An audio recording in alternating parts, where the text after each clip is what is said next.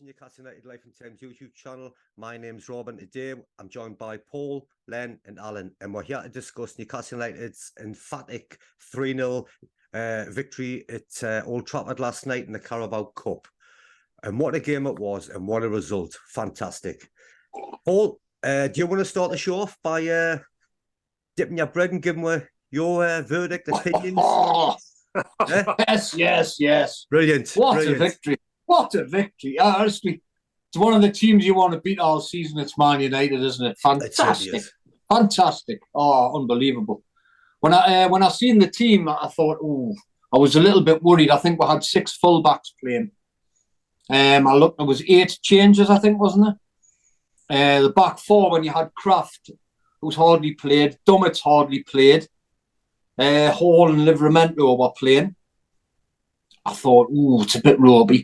I was pleased that Dubravka was given a spot and go. I thought he deserved a crack. And I thought during the game, his kicking and distribution, it was good, really. Obviously, when the match started and then we got another injury to Target after about 2 minutes, I thought, yeah, we can. But then Miggy come on and obviously he got the first goal, didn't he? Which was a brilliant break from Livramento.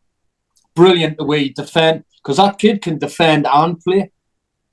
I think he's learned a bit how to defend a bit better with Trippier in training and that. Obviously, when he won the ball, he ran about 60, 70 yards with the ball and just squared it to Almiron, and I think Dalot didn't go with him, and it was a good finish from Miggy. And then obviously we got into the game a bit more, and then we got the second, which was a great little ball from Almiron into Willock between the 2 defenders.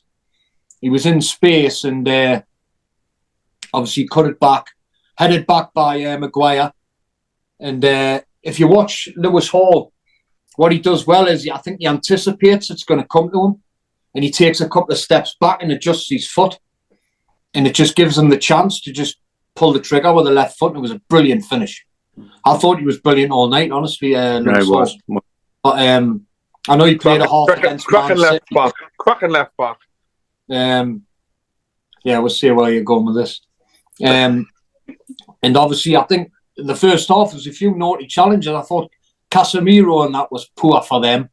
And Hannibal, he was, dear me. He went around trying to just disable people, didn't he? I thought he was terrible. Right from the start, because normally, to be honest. I know normally with players like that, as the game progresses, when you're getting beat 1 or 2-0, then you start having a bit of an attitude problem. He was like that from the off. He was sawn, but it comes from the captain, I think. I mean, Fernandez is no role model. He goes round, he's petulant, he's waving his arms, and this is in the warm-ups.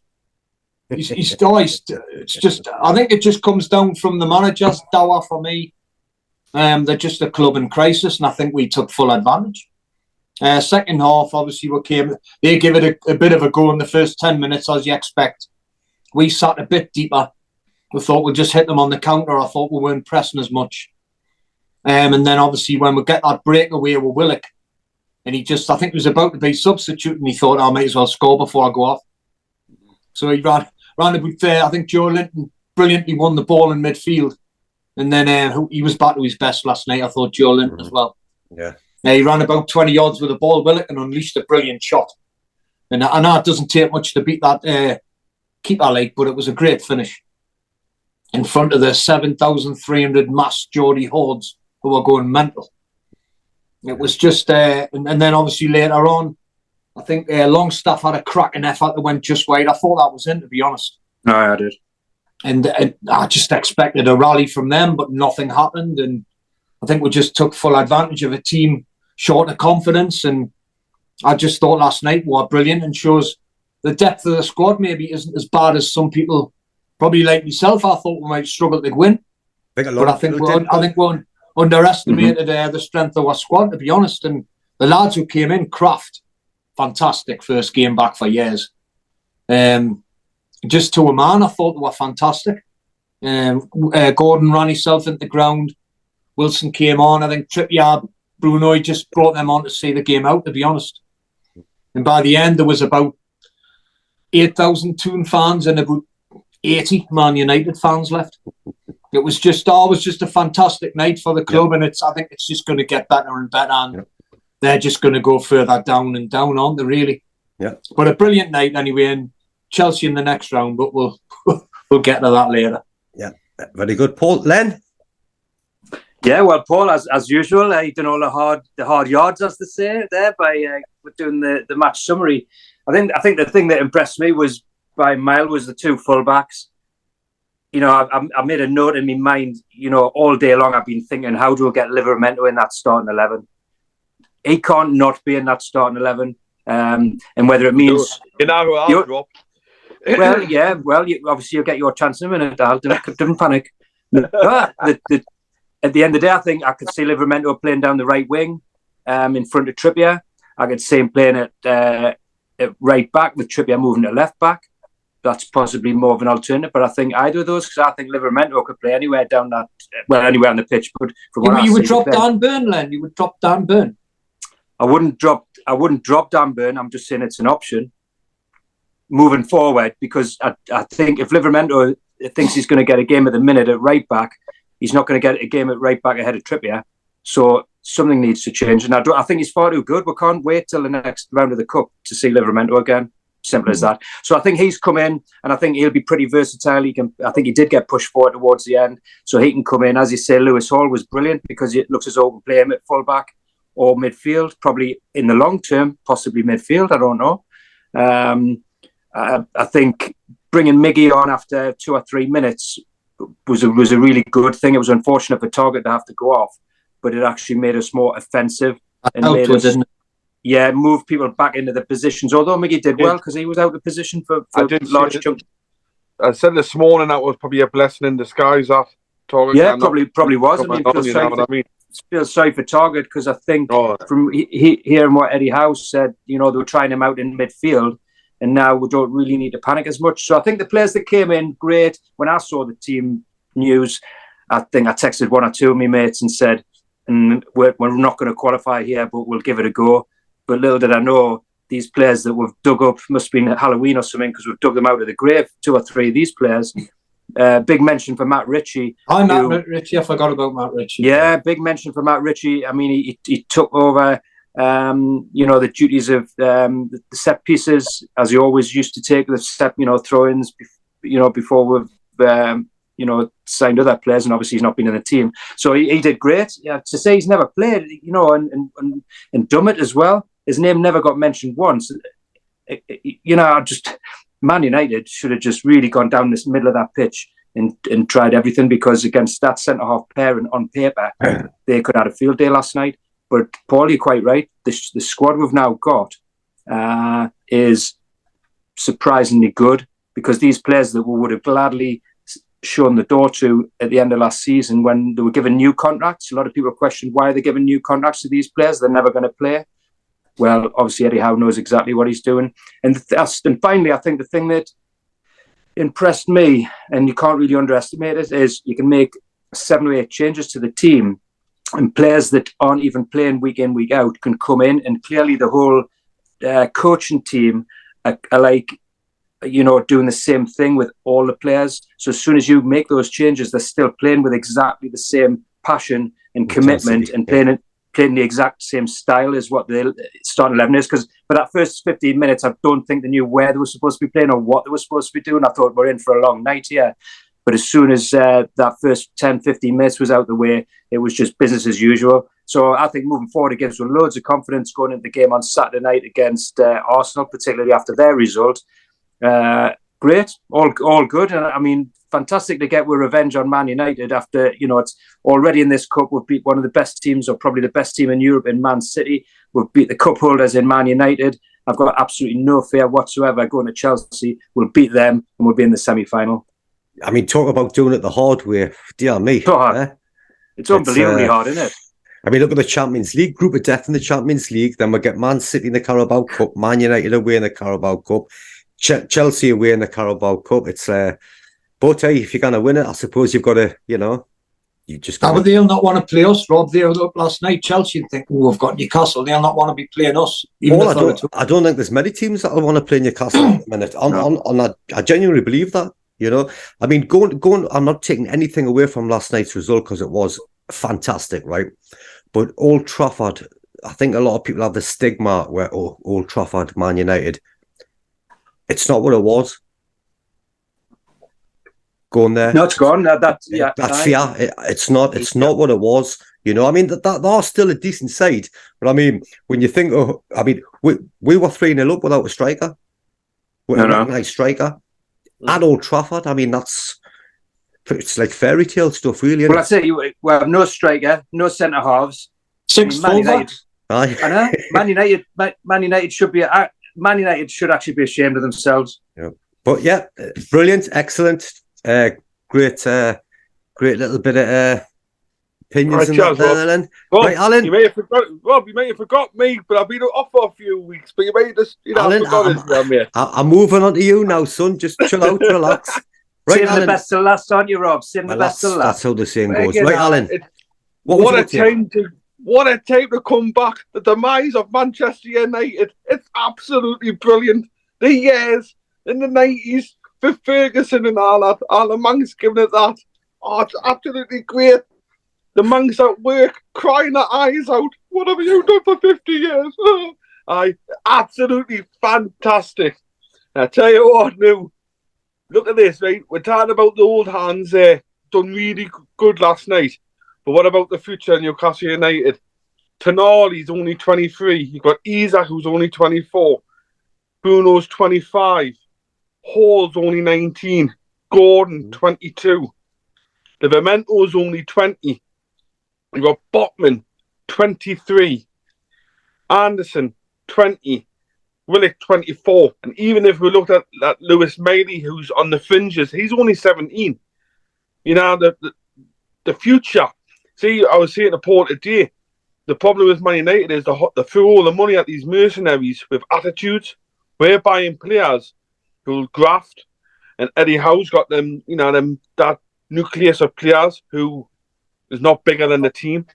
Do you know what I mean? But look, Man United, look at the state they're in. They've bought big names, hired money at them. You think too many egos, Alan? Too many egos. Far too many egos. Far too many. And you've got a manager there who doesn't know how to handle them. But that's, you see, you don't want to bring players in who upset the apple cart, you know? Which is, you know, it's been great thinking about the club. And, you know, you've got to give, you know, credit to Eddie Howe and Dan Ashworth as well for bringing these players in. You know what I mean? Actually, just on a note there, is it Craig Hope who writes for the Daily Mail? Yeah. I think it was him anyway, one of them. But only 48 hours ago... I've seen the video, Len. I've seen it. Well, I didn't see a video. I saw an article, and he was basically talking about our transfer policy and how we got it hopelessly wrong. And he was talking about Tonali. Look what's happened there. He's not going to play for a year. And you've got two fullbacks who can't even get a game. I'll tell you what, he wants to be watching that match last night because we've got our recruitment spot on. About building. Not just. I wasn't sure, mate, because we do need players for now. So I'm wondering, should we not have signed a striker instead of one of them fullbacks? But I look at them two fullbacks last night, them two young kids, and you just think, well, they could just drop into the team week in, week out. Now they now deserve to be in our starting 11, and that's it. That's the end of the matter. They'll play, you know, a good game against anybody. But Len, what did Eddie Howe say the other week at that talk? And he says, I like to buy players that I know I can improve. Yeah. I like to get the training field with them. Yeah. Imagine that's why he wouldn't buy a mercenary, because they're just here for a payday. So they're doing it properly. Buying a player who's not on ridiculous amounts of money and is willing to learn off Eddie Howe, who's a fantastic coach. But do you know what it is, Paul? There's nothing wrong with signing the occasional mercenary, you know. There's nothing wrong with signing the occasional older player, because I think come January that might be you've got to watch the dressing room, Len, for mercenaries. It's dressing room. I'm not saying mercenaries. I'm just saying, you know, there could be a time where in January, for example, you might say, right, we need somebody for 6 months here, and we didn't want you for any longer, but you can come in, you'll play every week up front because we're really struggling for strike force, and you might be in for 6 months, and if you do an outstanding job, we'll keep you on. If not, we're not. But I know what you mean. He doesn't want to bring anybody in on big wages, some big-time Charlie that's going to upset the apple cart. You're better off bringing in some young kid, as you say. So, yeah, if we're short up front, bring a young up-and-coming striker in I'm not saying Bamford. I'm just using that as that crops to mind, like a younger striker a few years ago. Somebody who you think can come in and make a better player and ultimately improve the squad. So yeah, I mean, I think the days of signing big name players have gone at Newcastle United, but there could be one comes up in a year or two's time, and we'll think, oh well, we need to go for him. Do you think we're in the business of making big name players? We're making the big name players. Actually, when you name those players, Al, it's not like you to talk a bit of sense, but like when you name those players and their ages, the future does look bright, doesn't it? We were on about it today. That's probably why he's brought it up then. It was just the fact. Did you give him all the info? Did you give him all the info? No. We had a little chit chat today. That's all. Right? It's a 50-50 type of thing, I always keep my powder dry, you see, until I come on these shows, so nobody ever knows what my opinion is. But yeah, the future does look bright, and going forward, if we can get one or two of these injuries back sooner on. I mean, Willock's come in there last night and played like he's never been away. Imagine we had Isak in that last night, man. What Isak would have done to that defence. Yeah. In terms of the Carabao Cup, I mean, we can go all away, can't we? Yeah. Almost definitely. Yeah. My ideal scenario for me would be to beat Chelsea, stuff Middlesbrough in a two-legged semi, and then just do Klopp at Wembley. That would just be the icing on the cake for me. Just watching him watch us lift the cup. The difference is, like I said today, Paul, we need to do it on that stage. It's our read. I remember in the 90s when we were in the Charity Shield and Man United turned around in the Charity Shield, and a few months later we'd done them 5-0 at St James's. It's a different thing. We need to go on them big stages and perform. Yeah, but do you not think last year's final helped with one being there, I think? Oh, yeah. Yeah, and remember, I mean, I watched that match. I was over in Benidorm at the time, and I remember watching that match, and we weren't bad at all. They just got the breaks at the right time, didn't it? They got the goals at the right time, really. And I think the Carrier situation. Yeah, that's how I was just going to hear that. Yeah. You doubt, no disrespect. He didn't do a bad job. No, he didn't do a bad job. But I think the defence would have been a lot more settled with Pope in goal or Dubravka. I think the whole defence wouldn't have been as confident with Karius because they weren't used to playing with him. I don't think he did anything wrong. If Dubravka wasn't cup tied, we probably could have won that. Yeah, we're cocked up there, really. I think last night what was seen from Dubravka was his distribution. For me, it's a lot better than what Nick Pope's is. Yeah. He seems more comfortable. Can I play the video from a few weeks ago when I was calling for Dubravka to have a shot? I mean, look, Nick Pope's he's a brilliant goalkeeper, but I do think, just my opinion, that Dubravka's distribution is better than Nick Pope's. We'll definitely sign a goalkeeper next summer. Definitely, a young keeper. I've heard rumours that the Pope will be our number 2 as we move forward. Mm-hmm. Right, lads. Do you not think they might go for Ramsdale for Arsenal? Or is that what the rumour is? They might. If he doesn't keep getting a game, then they might go for him because he can kick a ball all right, can't he? Well, he hardly plays. I mean, he played last night, didn't he? But he hardly plays. Well, that's what I'm saying. He's back to their number 2 now. He's a goalkeeper, hasn't he? Like a young keeper, Ramsdale. Yeah. So, but in fairness, it's a bit harsh when you've got Nick Pope and Dubravka as your 2 main keepers. It's a bit harsh to start going around shopping for another keeper. But at long term, yeah. Definitely. Oh no, but you've got to think Ashworth will be on the lookout, won't he? Yeah. Right. One of my mates said Donnarumma, but after the PSG game, I went, nah, you can keep it. Right, so that's the great 3-0 victory at Old Trafford wrapped up. What did you think of the match? What did I think?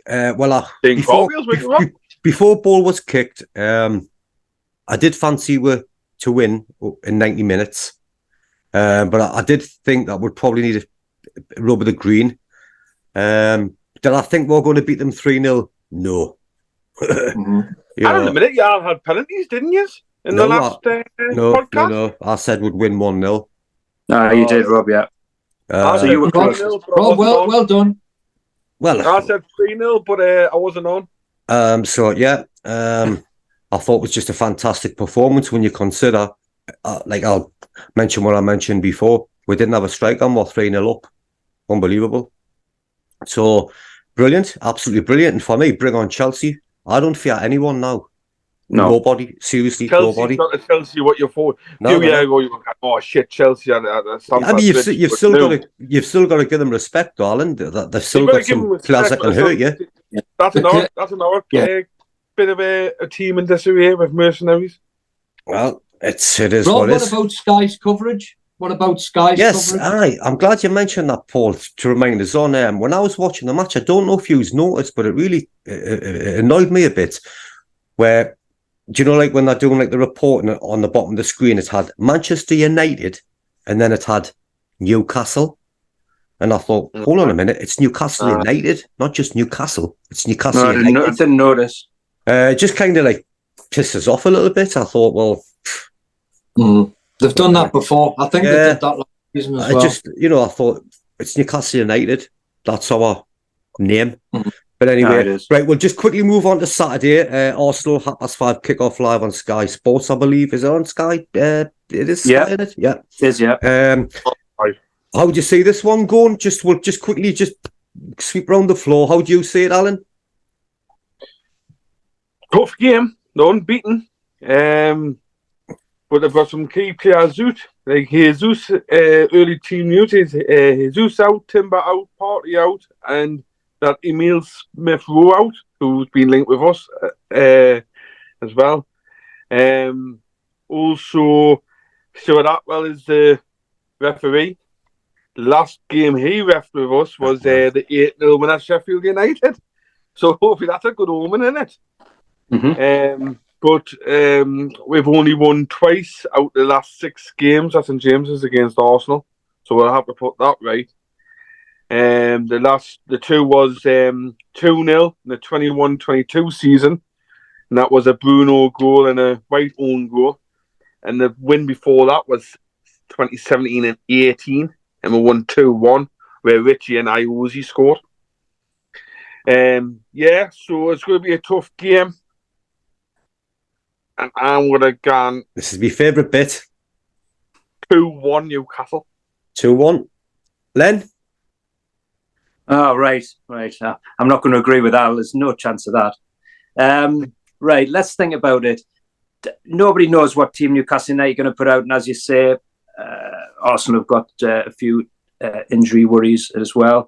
I think before last night, I would have probably thought a 1-1 draw on Saturday, and I would have been more than happy.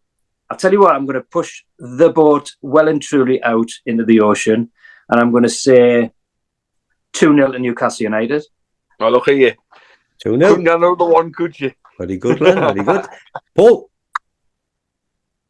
Well, I'm not going to agree with either of them. I'm going to... I think obviously Really? we're kind of... Yeah, I think... Yeah, we're done. Team. Who's got this double Paul? We'll see it together. Right.